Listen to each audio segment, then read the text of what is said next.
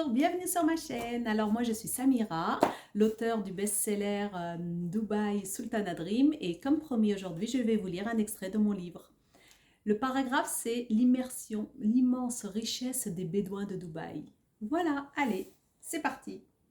Alors en fait l'histoire c'est l'histoire d'une jeune fille qui s'appelle Sultana. Elle est sublimissime. Elle a les cheveux longs, noirs, les yeux verts émeraude et elle est partie à Dubaï en tant qu'hôtesse de l'air. Et là-bas, elle a rencontré un prince. Et pour qu'elle tombe amoureuse de lui, qu'est-ce qu'il a fait? Il l'a emmené voir sa grand-mère, qui vit au temps des Bédouins. Avant. Donc, je vous lis un extrait. Le lendemain, Isaac proposa à Sultana de l'emmener dans le désert rencontrer sa grand-mère. Il lui apporta une abaya. Les bayas, vous savez, c'est les longues robes noires que les femmes portent à Dubaï, de la tête aux pieds, elles sont couvertes, mais pas le visage, hein, et elles laissent un petit peu leurs cheveux dépasser un peu. Donc il lui apporta une abaya et lui demanda gentiment de la mettre, car où ils allaient, les gens vivaient dans un autre temps, le temps des Bédouins. En effet, Sultana se retrouva en immersion dans une palmeraie où les personnes habitaient dans un endroit désertique, près tout de même d'une rivière. Les femmes portaient toutes des abayas colorées et les hommes des djellabas blanches et des turbans sur la tête, certains blancs et d'autres à l'effigie de la Palestine, avec des carreaux noirs et blancs, ou noirs et rouges des fois.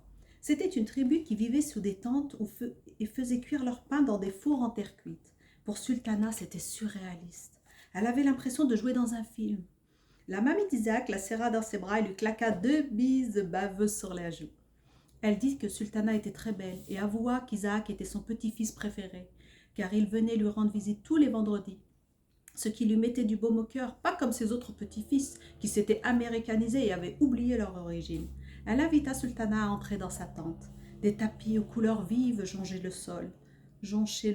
Des sortes de matelas brodés étaient posés à même le sol et une table énorme était située au milieu de la salle à manger. À 13 heures, toute la famille se réunit autour de cette table pour déjeuner sans couvert. Isaac apprit à Sultana comment faire des boulettes avec du riz et de la viande tendre à souhait. Il lui dit qu'il était interdit dans la religion musulmane de manger avec la main gauche, car elle servait à se laver le popotin. Sultana demanda à la cousine d'Isaac comment elle faisait pour vivre sans eau ni électricité. Et Linda lui dit que sa tribu ne voulait pas se mélanger avec les gens de la ville, qu'il trouvait hautains et matérialistes. Ils gaspillaient l'eau et l'électricité alors qu'Allah n'aime pas le gaspillage et la luxure. Elle lui expliqua que sa tribu vivait heureuse ainsi. La famille d'Isaac était une famille des plus riches au monde. Aux Émirats arabes unis, le pétrole coule à flot. Les Émiratis ne représentent que 20% de la population et le grand cheikh partage les richesses avec son peuple, octroyant à chaque famille une part du gâteau. Donc même les Bédouins comme les grands-parents d'Isaac avaient un compte bien garni. La petite Linda emmena Sultana voir un bébé chameau. Sultana s'amusa à lui courir après les pieds nus dans le sable chaud pour le caresser. Elle alla aussi remplir les seaux près du puits du village. Ils firent tous la sieste sous les palmiers où une bise légère lui caressa le visage sous les yeux attendris d'Isaac. D'ailleurs, il se dit qu'elle représentait tout ce qu'il voulait.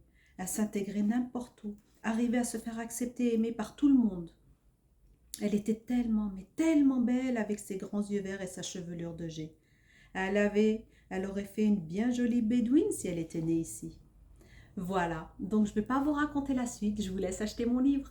À très bientôt les amis.